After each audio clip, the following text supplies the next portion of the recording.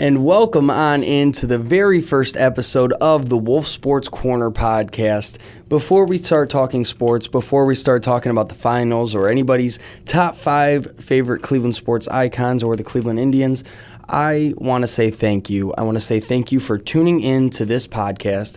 I want to say thank you for supporting me and everything that I'm doing. And I really hope you guys enjoy what I give you guys. I hope you guys enjoy the sports content that I bring, and I hope that through this podcast I can show you guys just how much I love sports and make you love sports even more. So without further ado, here we go. The very first thing I want to talk about is the NBA Finals. Kawhi Leonard, the Toronto Raptors, Kyle Lowry, Serge Ibaka, Danny Green, Marc Gasol. This team is very good. It's very talented, but it's not as experienced as this Golden State Warriors team. The Toronto Raptors have played amazing throughout these playoffs so far. Kawhi Leonard has put on a clinic, has done things that we haven't even seen, that we've only seen LeBron do, and he's putting up insane numbers. He's carrying this Toronto Raptors team on his back. So for me, I really think this Raptors team is going to have a fighting shot against the Warriors, but I don't think that they're going to win. I think that this Toronto Raptors team, again, is very talented, and if Kawhi Leonard stays there, has the opportunity to be even better next season. But they're nowhere near the talent level of the Golden State Warriors, and they're nowhere near the experience level of the Golden State Warriors. And I think that that's something that you have to look at when you're talking about this NBA Finals. When you look back at the past NBA Finals, you saw LeBron James. He was the most experienced player in the NBA Finals probably in the past, 10 years? He's made eight NBA Finals, so he has that experience, and he's the best NBA player arguably of all time. So at least when you saw the Warriors and the Cavs go up in the finals, it was like, okay, maybe LeBron can get it done, and he did in 2016. But now with this Raptors team, it's like there's not the experience there. The talent level is there. They are a very talented team, and honestly, this is probably the most talented team that Kawhi Leonard has ever even been on. I mean, those San Antonio Spurs teams were good, but he was still by far the best player. I mean, Tim Duncan aging, Tony Parker aging, Danny Green was their starting shooting guard, which obviously Danny Green's their starting shooting guard in Toronto as well. But at the same time, this Toronto team has Kyle Lowry, Marc Gasol, and Serge Ibaka, who are all way more talented than probably most of that Spurs roster on the teams that he went to the finals with. So I really think that this Raptors team has the potential to win maybe 2 games, but I really feel that the Warriors are going to take, what is it now, 3 in a row? This is their 5th straight finals. The Cavs stopped them in 2016, and that was really one of the sweetest moments in Cleveland history, and we'll get into that as we go farther into the show. But I mean, I don't know. I think that it's going to take a lot to stop this Warriors team. I mean, you got KD out for what now? He was out for the whole Portland series, and what was it, the final game or 2 games of the Houston series, and the Warriors still found ways to win. It was like they just went back to their old ways in 2015 and in 2016 when they were just playing that backcourt basketball between Steph Curry and Klay Thompson, and they just did it so well. And it's crazy to watch because you think when a team loses their best player, they lose arguably one of the best scorers of all time. You think that they're not going to be as good, but this Warriors team was arguably better without KD, and that made it so much harder to watch because it was like, man, you want to hate the Warriors. You want to hate them like everybody hates the Patriots. You want to hate them, but then at the same time, you're like, they're so good. And it's so crazy. I mean, Steph Curry is just so talented. Easily the best shooter of all time. Klay Thompson is probably one of the better spot-up shooters of all time. And I don't know. This Warriors team is just so good that it's going to be hard to make it a series if you're the Raptors. I mean, again, Kawhi Leonard is a lockdown defender, and in Game 1 or Game 2, that might help if KD never comes back. It doesn't come back in those 2 games, but it's also going to be like they got Steph, they got Klay, they got Draymond, they got. I mean, Iggy's even he can score. I mean, these guys are still the best team of all time for a reason. This team went 73-9 for a reason. So, even though they don't have KD, they're still going to be a hard team to beat, and they're still the favorites to win the NBA Finals.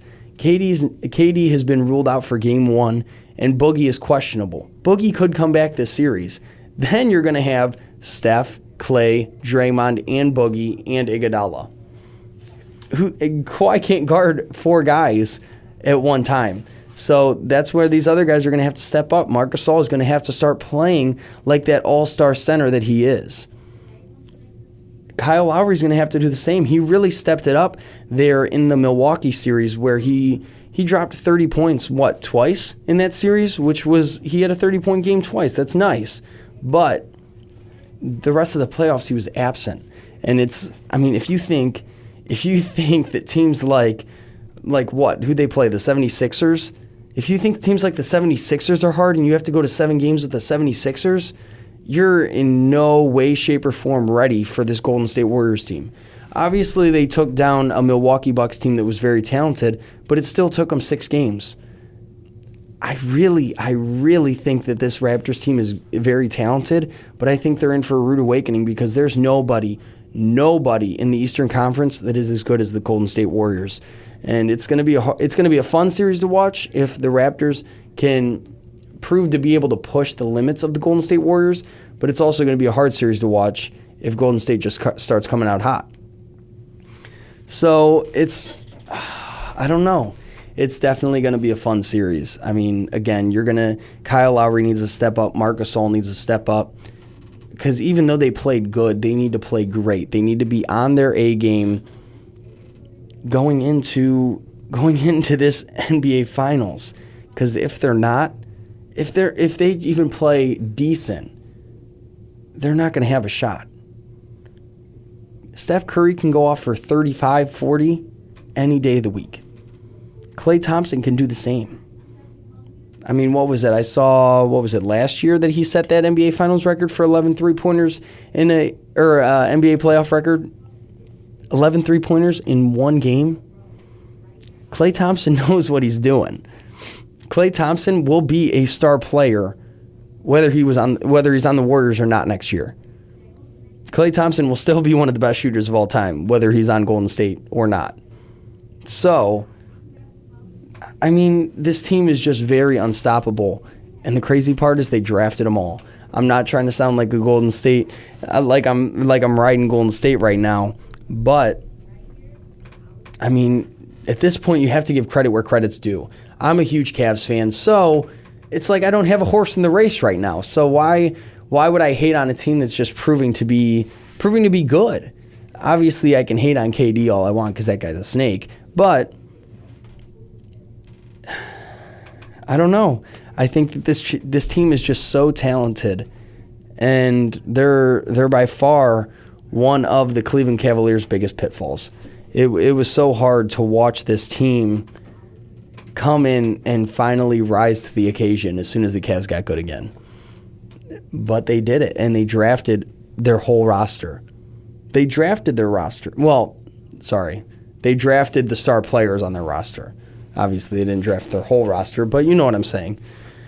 They drafted the star players on their roster. They drafted Steph Curry, took a shot at him, and he's now one of the greatest shooters of all time. They took a shot on Klay Thompson, and he's now one of the greatest shooters of all time. Draymond Green was a second-round pick out of Michigan State, and they took a shot on him, and now he's one of the defensive player of the year. It's not like these guys were number 1 overall picks. I mean, these guys Steph Curry came out of where? Davidson? Like, it's not like he was, again, like some top high school prospect like Zion, or he wasn't some Like, he wasn't some college guy coming out of Duke as, oh, he's going to be the number 1 overall pick. That's not how that works. That's not how it worked for the Warriors. And they came out and they drafted their team, and it was hard to watch because they did it so good. They took these guys that weren't supposed to be anything, and they made them everything. And then they added KD. KD's a snake. Sorry, I always have to throw that in there. So moving on, we're going to talk about everybody's top 5 favorite Cleveland sports icons. I don't know. I have a very good guess of what my top 5 is, and I won't be telling you guys my top 5 until the very end, because I have a few Twitter friends that gave me their lists, and I think that it's going to be pretty fun to watch, or it's going to be pretty fun to see who they have as their top 5 Cleveland sports icons of all time. Hold on one second. Let me pull it up here. Sorry, should have been prepared. So we're gonna go through the list here and just look at everybody's top 5 Cleveland sports icons. So at Browns Huddle on Twitter has Bernie Kosar at 1, Jim Brown at 2, Joe Thomas at 3, LeBron at 4, and then he throws a nice draft day reference in there and goes Kevin Costner at 5. I thought that was pretty funny. Definitely not my list. Definitely not anywhere near my list, but it was pretty funny. Justin_Ballou, that's spelled Ballou on Twitter, says LeBron 1, Jim Brown 2, Bernie Kosar 3, Kenny Lofton at 4, and Omar at 5. Now, I already know my list, so if I'm going over these lists, the one thing that my list is missing is a lot of Indians players. My list doesn't have multiple Indians players. My list has maybe 1. So just keep that in mind. ADog27 on Twitter says LeBron. Number 2 is interesting. Albert Bell. Number 3, Bernie. Number 4, Mark Price. And number 5, another interesting one, Kyrie Irving. He hit the shot, and I get it. He hit the shot, but Kyrie does not deserve to be on this list. Kyrie Irving is not one of the greatest Cleveland sports icons of all time. Kyrie Irving is very talented. Kyrie Irving is a fantastic point guard, but Kyrie Irving dissed the city of Cleveland over and over and over again until we were just trash to him. He said we're not a major sports city, which obviously we're not. We're not a Boston. We're not in New York. We're not in LA. But we still love our sports teams, and you don't just go out and say stuff like that. And he's just constantly dogged Cleveland over and over again ever since he left for Boston. And I don't know.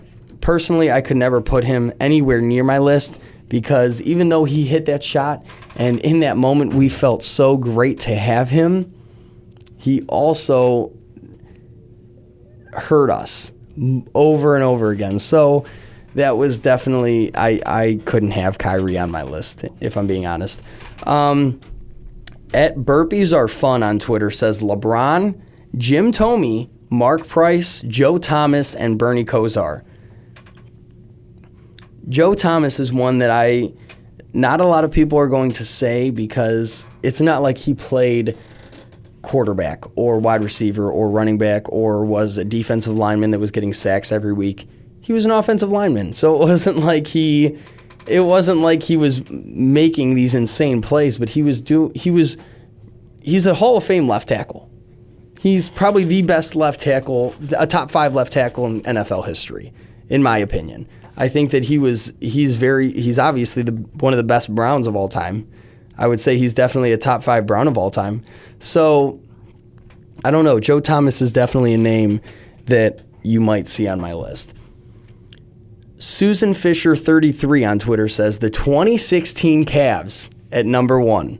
I like the idea of putting the whole Cavs roster at number 1 because in 2016, when you followed that Cavs team, they were by far the most fun team to watch. I mean, Richard Jefferson and Channing Frye were so funny, and they were always on Snapchat and having those videos, and they were just so funny to watch. LeBron, Dellavedova, I mean, those guys were talented. That team was just so good. Kyrie, J.R. Smith, Iman Shumpert, those guys, it was just so fun to watch. They were definitely a fun team to watch. So if we're talking about teams in general, the 2016 Cavaliers team is probably going to be the most iconic team in Cleveland sports history as of right now. They are. This Browns team definitely could give that team a run for their money, though. So we'll see what happens in this upcoming season. At number 2, she had LeBron. At number 3, she had Jim Brown. 4, Bernie Kosar, and 5, Joe Thomas. I really like the way her list was laid out, but there was definitely some things I want to flip around. So going into my list, before I even talk about my list, I'm gonna give you the honorable mentions. I'm gonna give you the guys that aren't on my list, but if we were doing a top 10, a top 15, they would definitely be on it. So I got Brad Daugherty, Otto Graham, John Dorsey, heyo, Paul Brown, Jim Thome, Omar Vizquel, Kenny Lofton, and Mark Price. None of those guys are on my list, but they're all my honorable mentions. So, my top 5 Cleveland sports icons of all time. At number 5, I have Joe Thomas, the first offensive lineman of all time. Number 4, which, again, I saw some of this on Twitter.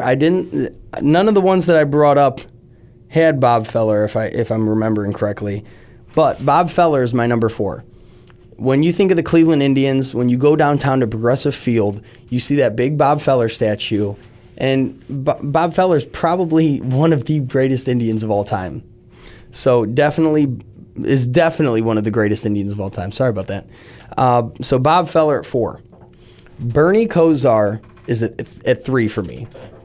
Bernie Kosar is, even though he wasn't this insane Hall of Fame quarterback, he represents that winning, the winning from the 80s, that 80s Browns football team.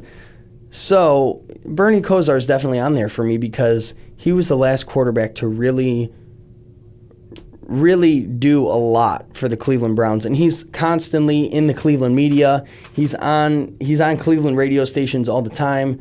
He's on Cleveland TV shows all the time. Definitely one of the biggest Cleveland sports icons to me. And this is where it got interesting because for me, it was definitely either LeBron James or Jim Brown at 1 and 2. And I don't know. I think that this is going to be very heated, and a lot of people are going to disagree with me, especially all you basketball nuts out there. But LeBron James is number 2. LeBron James is not the greatest Cleveland sports icon of all time. And LeBron James will never be the greatest Cleveland sports icon of all time. Greatest basketball player of all time? Maybe. Greatest Cavalier of all time? Definitely. Greatest Cleveland sports icon? Not so much. There's a difference between the opinion and the stats. And as a Cleveland sports icon, there's no statistical way to follow that. It's all about opinion. It's all about Jim Brown is always around Cleveland. LeBron James left Cleveland twice. And it wasn't like LeBron James left Cleveland and was all made it all nice and sunshine and flowers and rainbows. The guy broke our hearts. Jim Brown never did anything like that. Jim Brown never made it like he hated the city of Cleveland. And I'm not saying LeBron did either, but there was love there when he was here, and then when he wanted to win his rings, there was no love for Cleveland. When he wanted to fulfill that dream that he had been desiring for since he was 5 or whatever about playing in LA, there was no love for the city of Cleveland there. If I'm thinking about an icon in Cleveland sports, and I'm thinking about the best, biggest Cleveland sports icon, I don't want to think about a guy that's left us twice. I don't want to think about a guy that just said, yeah, I don't want to play here anymore. I want to go to LA. I want to go play with Wade and Bosch in Miami. No. If you're thinking about a Cleveland sports icon, you should think about somebody that loved the city of Cleveland. And obviously LeBron did have a love for the city of Cleveland. But at the same time, he had a love for the game of basketball and a love for the game of fulfilling his dreams. So there's a difference. And I think that it was tough to watch because, again, he's so talented and he's arguably the best basketball player of all time. So, I mean, I don't know. There's not really too much else to say on that. Like, really, that's what hurt me. Like, when he came back and won that championship in 2016, he was by far, at that point, the greatest Cleveland sports icon because he came back. After breaking our hearts, he came back and he won that championship that he promised. And if he never left for LA, I would definitely say he's the greatest Cleveland sports icon of all time. But everybody wants to sit back and say, oh, well, he won us that chip. It's okay. He can go do whatever he wants. Well, that doesn't step away from the fact that he definitely hurt. He definitely hurt us. He definitely hurt the city of Cleveland because no matter what anybody says, in that final year that he was here last year, even though everybody thought, man, he's leaving for LA, there was that tiny, tiny piece in all of our hearts that said, no, he'll stay. He'll stay. Because that's what I was thinking. I was thinking everybody's saying he's going to LA, and I really think he will go to LA. But there was this part inside of me that was like, no, he'll stay. He'll resign. He wants to retire a Cavalier.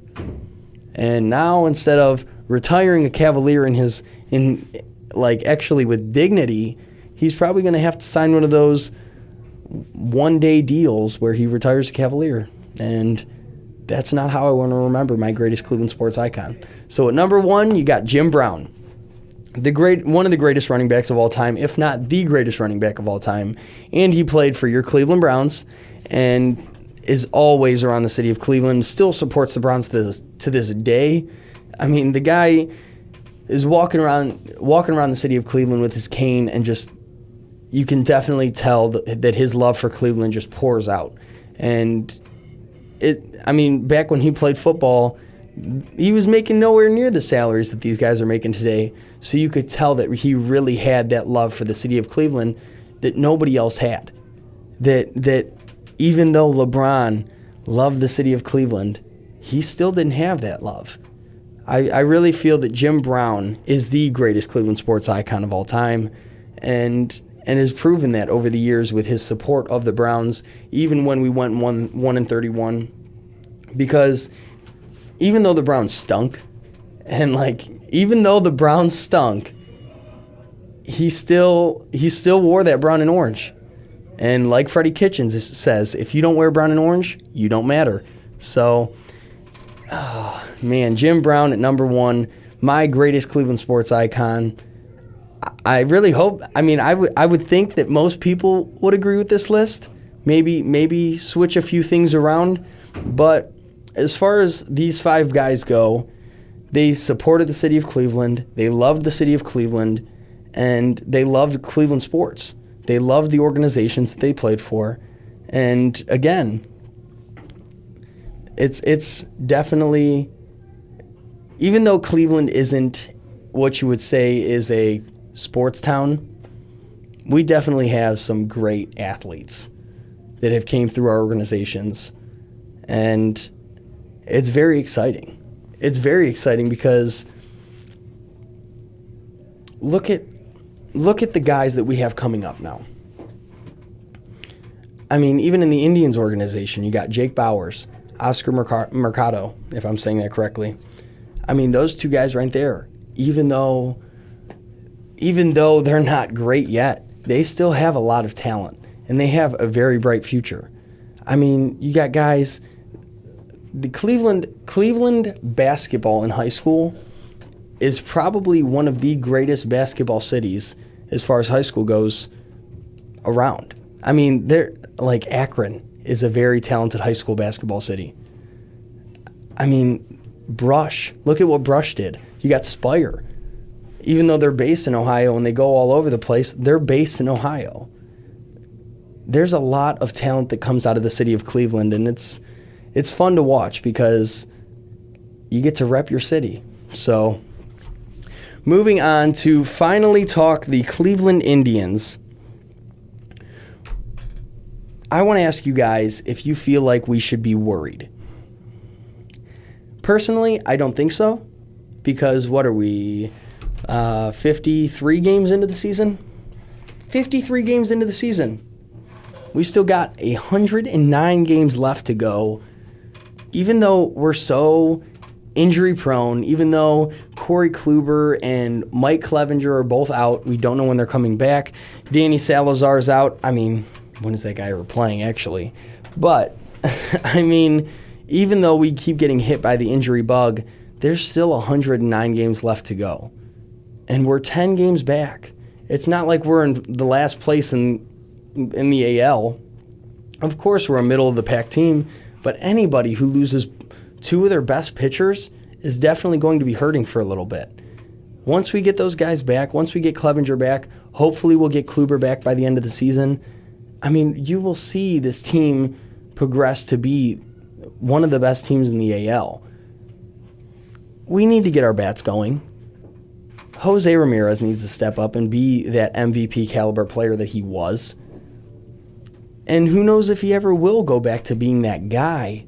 But at the same time, you have to trust that this team, even though they're slumping right now, they're still that talented team that they were last year. Obviously, we're missing some of the guys. Some of the talented players that we had last year, Yan Gomes, Michael Brantley, which Michael Brantley, letting him go was probably the biggest mistake. But again, you know the Dolans, they're not going to pay anybody, right? That has to be their slogan. We're the Dolans. We're not going to pay anybody. You know, I don't know. It sucks when you got guys like Michael Brantley. You got guys like Edwin Encarnacion, Francisco Lindor. And you have to look your fans in the eye and say, enjoy them while you can, because we're not paying them. And they play that card, and it's like, we haven't been good in you can't say so long, but you haven't been good for a while. I mean, the farthest we've went before 2016 was what, the ALCS against the Boston Red Sox? Lost. I mean, it was tough. And we should have won that series in, what was it, 2006 or 2008? I can't remember. When we went to the ALCS against the Boston Red Sox, and we were up I want to say we were up 3-1, and they won 3 in a row. Yeah, that was a crazy series. That series sucked. That made me hate the city of Boston even more. And then you had the Celtics with Kevin Garnett and Ray Allen and Rajon Rondo and Paul Pierce. I mean, man, the city of Boston in my childhood sucked. It made me hate Cleveland sports. It really did. But getting back on topic here, I really think that there's no reason to be worried yet, because we're not even halfway through. We're nowhere near halfway through the season. Yes, we have guys that are injured in Bradley Zimmer, Corey Kluber, Mike Clevenger, Danny Salazar. Even though these guys are hurt, they could come back, and they could really be that talented team that they were. Obviously, we're going to have to fill in the holes where need be. Like, we need to fill in those holes, like our backup catcher. I don't even know who our backup catcher is. We got Roberto Perez, and then somebody? I don't know. I don't even know if we have a backup catcher at this point. I think that there's just we have to fill in those holes. Like, even though we lost a lot of these guys last year in Michael Brantley, in Edwin Encarnacion, we got Carlos Santana back, but Jan Gomes, Lonnie Chisenhall, we need to fill in those holes, because even though those guys weren't insane, they were still very talented. I mean, Jan Gomes made the All-Star team last year. He was a good catcher, and we lost him. Edwin Encarnacion, very talented power hitter. He wasn't the same guy that he was when he played for the Blue Jays when he was here in Cleveland, but he was still a talented baseball player. Obviously, Michael Brantley's doing sorry about that. Michael Brantley's doing insane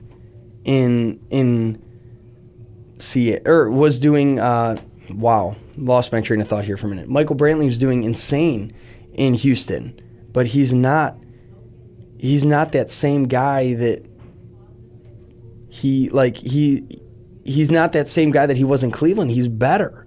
And that's really like what it comes down to. He's playing better than he was in Cleveland, and it sucks now. It sucks now because we're watching this team and we're like, man, they had the talent to be so good. And it was funny because I was telling somebody, in 2016, we were not supposed to be there at all. We were not supposed to be anywhere near the World Series, and we made it. And then we took that team and we made them better and got Edwin Encarnacion. And we lose in the first round 2 years in a row. I don't know. It was like, it's funny because when we wanted to be there, we couldn't get there. But when we didn't even think about trying to be there, we got there. And I don't know. It sucks to watch because this team is so talented, but you're watching the playoff hopes and the World Series hopes slip away by the game. And we're only going to see this team either get better or worse. And if the injuries keep happening, they're definitely not getting any better. So, I don't know. I think that this team, even though they still have very talented players in Jose Ramirez, even though he's not showing it, he's still an all-star caliber player. Francisco Lindor. Trevor Bauer needs to keep stepping it up. Like, he looked good at the beginning of the season, and then ever since Corey Kluber left, it's like he doesn't know how to throw the ball anymore. It's like he's getting hammered. So, I don't know. It's tough to watch. Jeffrey Rodriguez yesterday gave up 12 runs to the Boston Red Sox. Man, I don't know. This team obviously has the talent, but they need to get these guys back to prove that they're talented, because it sucks watching a game and being like, who's that guy? And then you're like, oh, I don't know him. He must be just somebody they brought up to fill in injuries. It's not fun. It's not fun. And that's something that, again, we're going to have to fill in those gaps, and we're going to have to get guys that are going to fulfill the potential of this team.